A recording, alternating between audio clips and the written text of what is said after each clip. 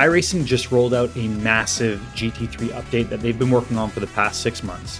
And the question is it going to feel realistic now?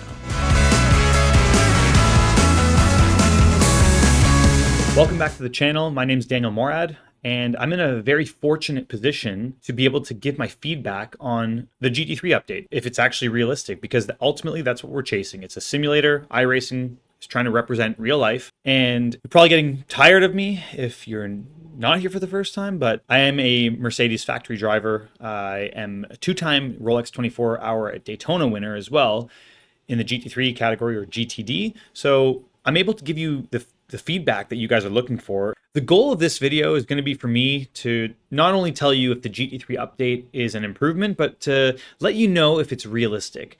And I think that's probably the reason why you're still watching to this point. So I'm going to go through step by step and try to give you a better understanding of what every element and aspect of the GT3 update feels good, what it feels like, what it's supposed to feel like.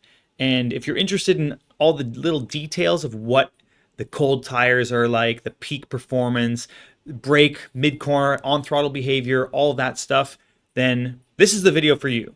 If you just want to know, is it good, is it bad, you can skip to the end. But I'd probably want to watch all the little points and understand the details so you can try to understand what a GT3 car is supposed to feel like, and also where there should be areas of improvement, because I wouldn't say that any sim is perfect. There's always room for improvement. So let's find out where we can improve, and also just what it feels like and what it should feel like. I'm going to drive some of the cars, and at least the cars I've driven in real life. I want to really feel what this update is all about, and if they've made the corrections to the tire, which was much needed, and also to the aerodynamic model on the cars. So I'm going to drive, get a little bit of understanding what's going on, do a few races, and then I will come back and try to give you a little roundup of what I think about the new GT3 update.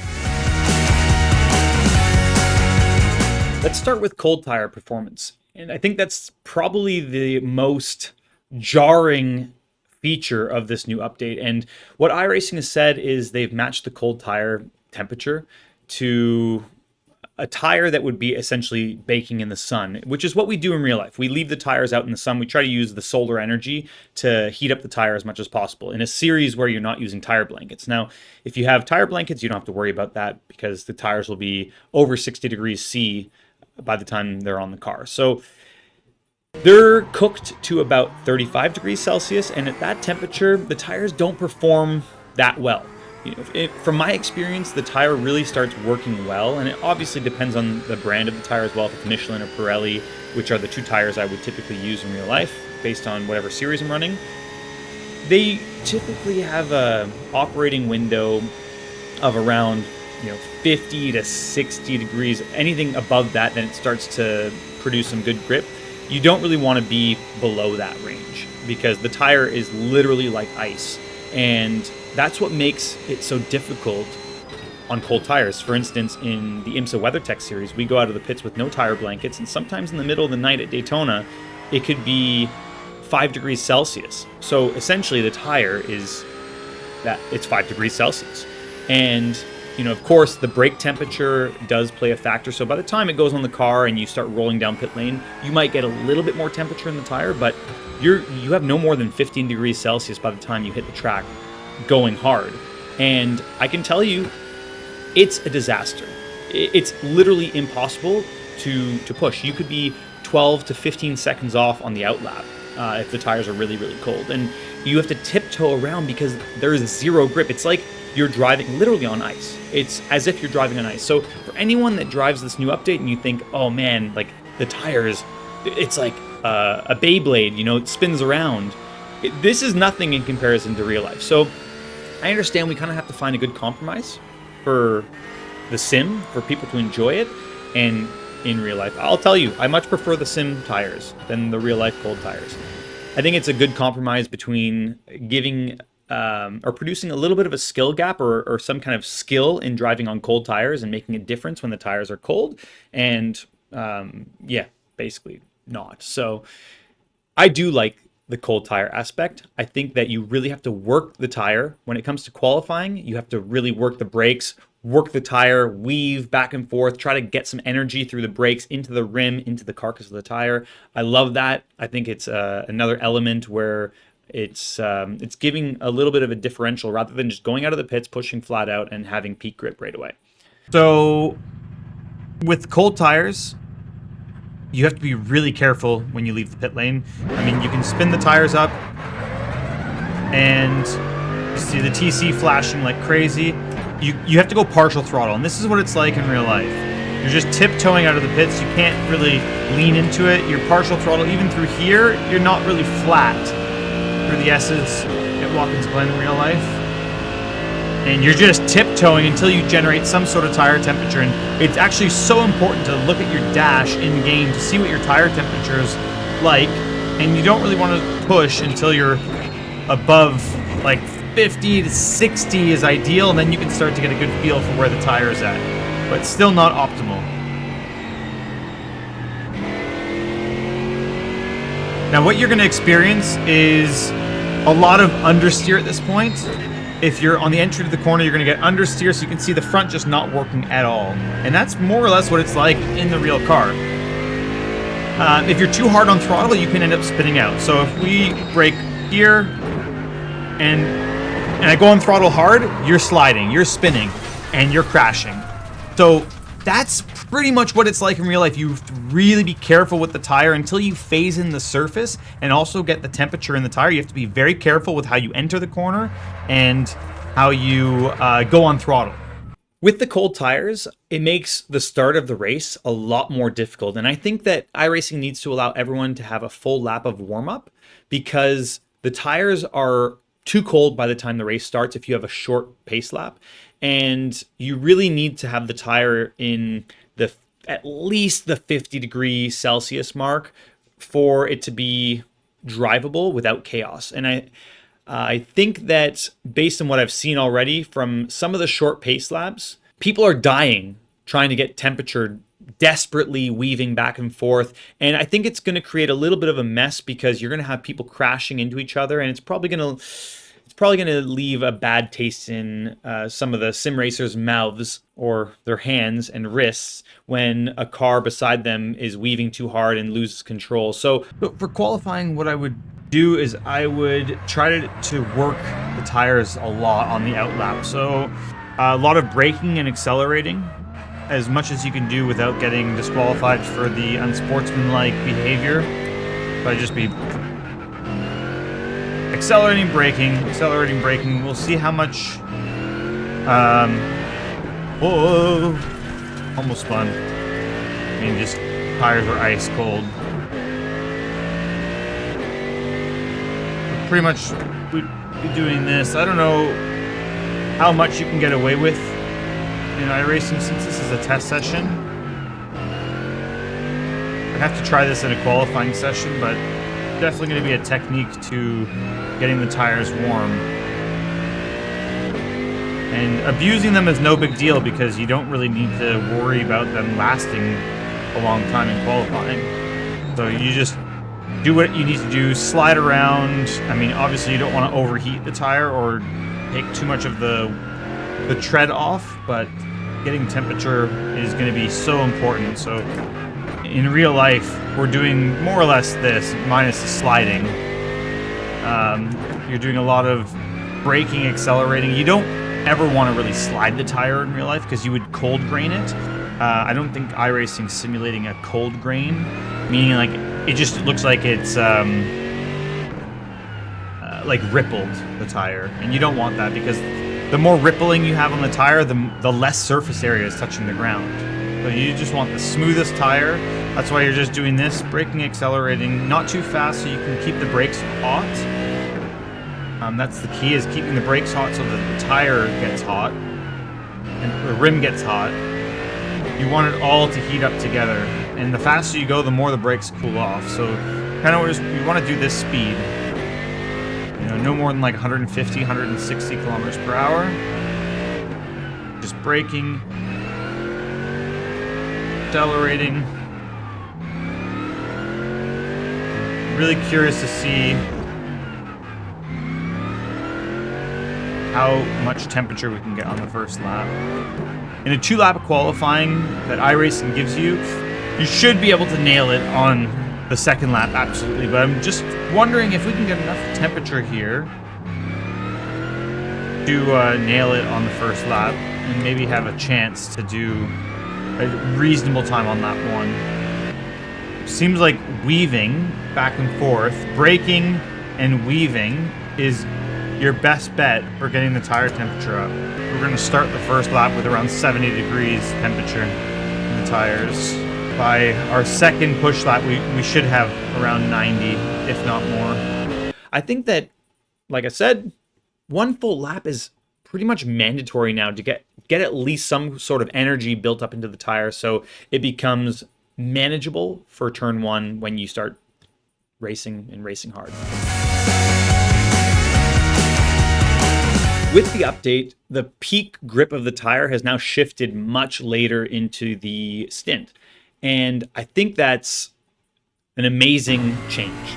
The reason for that is the peak grip without tire blankets, which is what iRacing has simulated these tires off of, is normally between lap 3 and 5, depending on the temperature, ambient and track, and of course the duration of the lap. So if it's a longer lap, obviously it's going to take less time for the tire to come in. So I did a little bit of a test at Spa and at Watkins Glen, just to kind of see, because I've driven the Mercedes there at both tracks, and I wanted to see when the peak comes in. So this is the Mercedes at Spa with no tire blankets. Tires are still cold, so it should take probably 2 to 3 laps before it's reasonable. I would say if I'm pushing just like this, there's absolutely no performance on the brakes. Like I can't even make the first corner. You have to be really patient with the front tires and smooth the throttle, otherwise I'll spin out if I smash the throttle down. Here, you can just feel the rear tire squirming. I was on light, long brake pressure. Already it's feeling better. More grip. Now it's to the point where it's reasonable to drive and I actually feel comfortable. So I'm not going to spin out. But the front tire's still not there. We just hit 70 degrees Celsius on the front left tire. Let's see, once we hit probably around 80, it's going to be feeling a lot better. Let's see if we can do Eau Rouge flat on lap 1. Yeah, so no problem. Out of the pits you can't, but on lap 1 you can. Still not really good performance on the brakes. I can feel the front washing on the brakes. When I get into like the ABS, it's just not biting. The front tire's still not working there. Starting to feel better now. Front end definitely feeling like it's biting now. The temperature is now 85 or 86 on the front. Now just starting to feel like it's working. So this next lap should be the best lap. That's going to be lap 2. And Spa is a really long circuit. You know, you're doing between 2 minute 15 and 2 minute 20 lap times. You can just see the performance is there now. The car is working so much better. It's carving. Now, Spa, we have tire blankets. At Watkins Glen, we don't. So the 2 different series have 2 different rule sets. But at Watkins Glen, that was where I got a really good understanding of when the tire came in. And it was around lap 3 at Watkins. Of course, like I said, track temperature has a huge factor and plays a big role in when the tire is going to come in. Also, high load track, a lot of sustained G corners, so you're building a lot of load into the tire and putting energy in the tire. So, tire comes in around lap 3, that's the peak, bang on, just like what it's like in real life. So, I think that they've done an amazing job of modeling when the peak of the grip comes in. And now, in terms of peak, that's when you obviously have the most amount of grip, but the drop-off, there is a drop-off in real life. So we'll have a window of probably lap 3 to 5 where the tire is at its prime. It's going to produce the most amount of grip, and then it starts to deteriorate over time. But as the fuel burns off, you actually get a little bit of pace back, and I think they've done a great job in simulating that sort of drop-off in tire performance, and then the fuel level going lower and lower and the performance coming back. I do think that, you need to, there's still too much grip at the very end of the run on this tire model. But, at the end of a run when we drive in real life, sometimes you can be really struggling and the balance shifts massively in the car. So you'll lose a lot of traction and not to the point where it's undrivable, but you definitely notice that there's less traction. And then the fuel burn, having a lighter car, makes up for that difference. So you may have less peak grip, but you have a lighter car. So it makes up for it. So you gain time on the straight, you lose a little bit on traction. Still think that there's a bit too much grip at the very, very end of a run, but it's definitely in the right direction. Love that it takes more time for the peak to come. And I think it makes it tricky for qualifying because you really have to work your tires to make sure you get the temperature in it and the energy build up so you can nail your qualifying lap. One other thing to note is like I mentioned at the beginning of this video, I drive in various series. So IMSA, GT World Challenge Europe, I've driven with tire blankets, and GT World Challenge Asia with no tire blankets. And when we drive in GT World Challenge Asia, there's actually a procedure where you would go out of the pits and you do a lot of braking and accelerating at low speed so you can build tire temperature through the brakes. So you get heat in the brakes, you don't go too fast so you don't cool the brakes off, and all that heat radiates into the rim of the tire, which is going to then heat up the carcass of the tire and give you the grip needed earlier on. Now, if you just leave out of the pits in a race run, you have no time to heat the brakes up and do the accelerating and braking.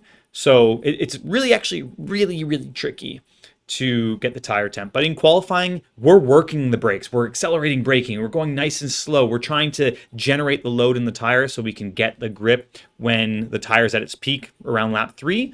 And even sooner sometimes, lap 2 or 3. If you really work the tire, you can get the performance out of it. And what I've found in Asia is that with the hotter track temps, you can actually nail the peak lap on lap 2, or sometimes even lap 1, based on how well you've heated the tire up by braking and what the track and ambient temperature is. Now, how does the car actually feel? In terms of braking performance, huge improvement. Before, the brakes felt really numb, and I think that goes across the board for mostly every car. It was really hard to feel the braking, the pitch in the car. It didn't really move. It was way too stable. Now, braking is actually a little tricky, just like it is in real life. The car is moving around. Depending on how hard you hit the brakes, you can get a lot of squirm from the rear of the car because you have more pitch. The rear tires are coming up and basically getting lighter because all the weight pitches forward onto the front tires. I think it's an amazing change. It actually adds a new element of skill, and some people love it, some people hate it. I really like that you can control the pitch on the car, and you have to be a lot more patient with the throttle. Otherwise, you get just insane understeer off the corner, which is what it's really like in real life. For instance, right here, you have to be patient. Otherwise, you're just going to run out of road. Going into big brake zones, you can see visually how much pitch there is on the front. The front jumps, dives down to the ground, and you can feel the rear squirming on the brakes now. You really have to catch it in on the brakes if you're hard in. And on throttle, you still can get a little bit of a slip and slide, but generally if you pick up the throttle slightly early, like here for instance, you're just going to pick up the understeer. You can see how I just increased my steering input. Same thing here, too early on throttle and into the wall. Just because the front unloads all that weight off the front tire, and yeah, you have no control of the steering. One thing I've noticed is that iRacing is all over the map. When I look at some streamers driving, I haven't streamed in a little while. Hopefully, if you're watching this, maybe I start streaming again. But I haven't been streaming for the past few months, but I've been watching a little bit here and there. And what I've seen from some streamers is that the iRatings are all over the map. You have guys that are 10K iRating that are now P10. And you have guys that are 4K iRating that are in the front leading the race. Now, it's a crazy shakeup because the behavior of the car is much different than it was before. I personally did not like the way the cars drove before. I think I was pretty vocal and public about it, that I did not enjoy the GT3 cars.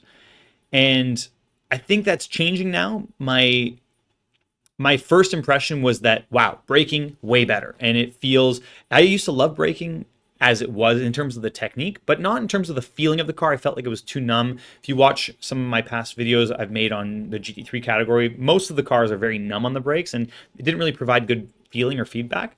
Now the car squirms, it makes it way more fun to drive, and I have a better feel on the brake pedal. And you guys can let me know if you feel the same thing, or if you don't feel that, it's also fine. Let me know down below. I would love to hear what you guys are feeling and thinking about this new update. So braking, huge improvement. Love the fact that the car pitches a lot more. It moves a lot more. It feels like it's actually working correctly now. The rear comes up. Depending on how hard you hit the brakes, the rear jacks up in the air and it feels really light, so it's moving around on you. Love that. Mid-corner performance and behavior. How does it feel now in the middle of the corner?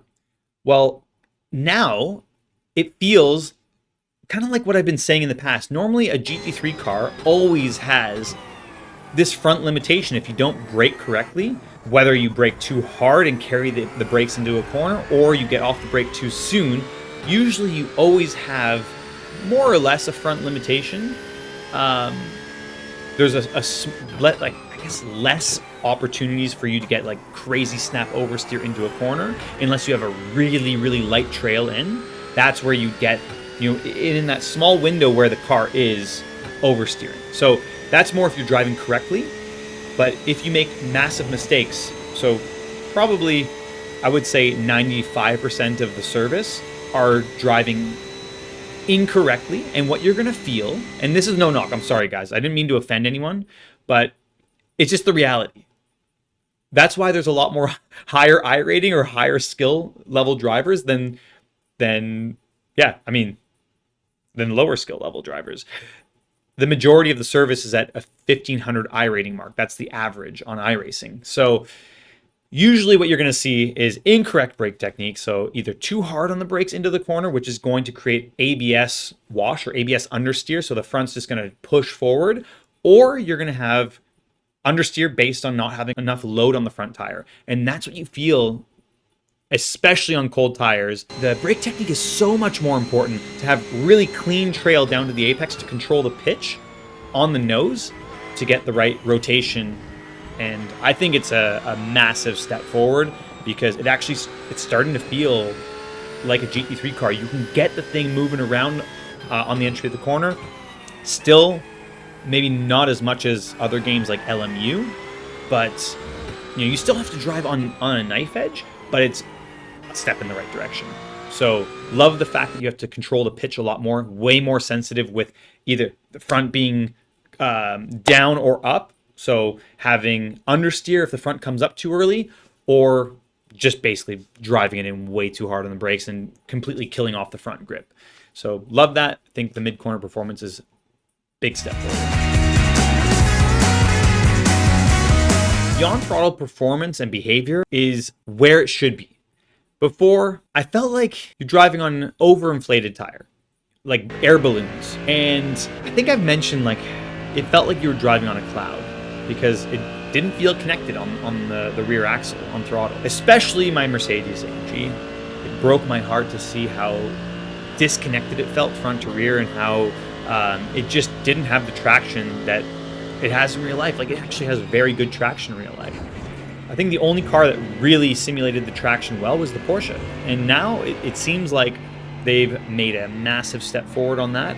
You actually have good grip off the corner. And what a GT3 car should feel like is if you go too early to throttle, you'll normally feel understeer off the corner. It's not going to just slide right away. You'll get understeer initially because the weight sets on the rear tire and it takes the weight away from the front. So just like braking, you have the pitch, all the way forward, all the weight on the front, and the rear squirms around. Now when you go on throttle too early, you basically lift the weight off the front tires and you get less steering, or less feeling on the steering. So it's really crucial to actually wait for the correct timing and wait for the car to rotate enough around the corner before you initially touch throttle. If you go on throttle too early, it's a massive punishment. And that was only something that was present on the Porsche GT3R. Now I feel it in the AMG. I feel it on all the cars where it's very crucial to be on throttle at the right point. If you go on throttle too early, you don't really get this crazy slide or this really weird, lazy slide where it feels like you're driving on 1 inch of contact patch on the rear tire. now it actually drives correctly. It squats the rear tire, it picks the front of the car up, and it just pushes like a snowplow off the corner. You only get that if you have snow in your area. Otherwise, I don't know. I have no other reference for you. You can fill in the reference below. All right, there's some other things I missed, and then I'll round up this entire video and just give you my feedback. I guess probably just wanted me to get to the point already. But I think it's important to kind of go through step by step what's changed, what it feels like. Like I said, I'm in a pretty unique position, and I'm thankful that I'm able to drive the real car, for one, and call that my job. And two, give you the information and just relay what it's feeling like. Because most, you'll have people on the internet. And again, no knock at anybody on the internet. I love you guys. I love the internet. It's a wonderful place. Every single one of you. But you'll have people that will try to give feedback on what the car is feeling like. And I'm just thinking to myself, how can you actually, like, no offense, but with all due respect, how can you give feedback on what the car feels like if you've never driven the car? And it just blows my mind that some people are so opinionated about the way the car feels. It's force feedback's realistic, or the tires are unrealistic, or this. It's like, I'm sorry, but if you're trying to compare it to a real life car, unless you've driven it, you kind of can't give your feedback on if it's realistic or not. You can say, is it fun or not, but not is it realistic. So let's talk about, I think the tires, the most important thing. The tire temperature, the thermal control of the tire, massive improvement. You can actually slide, you can do a burnout, and the tire recovers so much quicker, which is kind of what it's like in real life. You have these micro slides. We're always sliding. You always have some sort of slip happening in real life. The more you abuse it, the more you wear the tire out over time. But in the immediate moment, if you have a slide, you don't really feel a massive drop off. And I felt like in the past with the old tire and the old GT3 model, you would have a drop off in grip of, I'm not even joking, I think like 90%. You'd have a slide and it would drop 90% because you'd spin the next corner. Now it feels like, yeah, okay, you slide, the tire temperature goes up a little bit, maybe it goes out of the peak window, but you might lose 1% grip, and it really feels like nothing. So probably, haven't really tested enough, but I'm sure if you slide consistently lap after lap, corner after corner, the tire temperature is going to go through the roof, and it will probably start wearing the tire out more, and you'll lose grip in that respect. But I love the fact that you can slide now, you can push the limits, you can make little mistakes here and there. You don't have to underdrive the car so much. You can really start to push more like we do in the real car. You are pushing the limits. Of course, you don't want to go over the limit for an extended period of time, but you are constantly dancing right on the limit, and sometimes you just go over a little bit. And these little slides used to punish you so much. Now you can get away with them and drive the game, the sim, so much harder. It makes it a lot more fun and a lot more realistic. Overall, this is a game-changing update. iRacing's taken a massive step forward in the middle line that I usually reference between Le Mans Ultimate and iRacing. Whereas Le Mans Ultimate, I feel like you're always over the limit. iRacing feels like you have to drive well under the limit. Now, iRacing's come very close to that middle line. I'd still like to see a little bit more mid-corner movement and, let's say, roll on the tire. It just feels like the tire's still a little bit too stiff in the middle of the corner. So I'd like to see that come into effect depending on how hard you turn in and getting the sidewall wobbling behavior. And I feel like that would bring it a lot closer to that middle line. Now, I think the only thing left to do now is to try Le Mans Ultimate's update and see which sim is the most realistic.